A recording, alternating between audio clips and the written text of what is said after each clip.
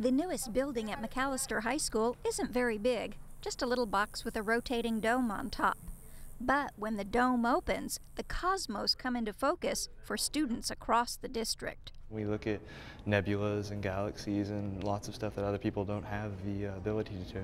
That's because observatories aren't usually found in high schools. But it's just what astronomy teacher Phillip Scott asked the district to build when school officials asked him a few years ago what kind of lab he'd like for the science department. I know of other schools where they have telescopes, but I don't know personally of another high school with a permanent observatory.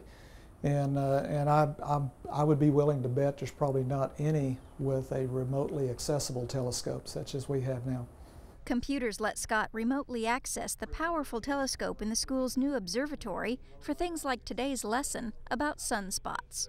We have a deep sky camera for the very low light objects such as galaxies, nebula, and we have a lunar planetary imager for the brighter objects such as the sun. The observatory isn't just used during class time. It's also used after hours by the school's astronomy club. We are trying to discover our own planet, and we actually have the ability to now that we have a telescope powerful enough to. We usually use it to look at the sky at night, and we've seen star clusters,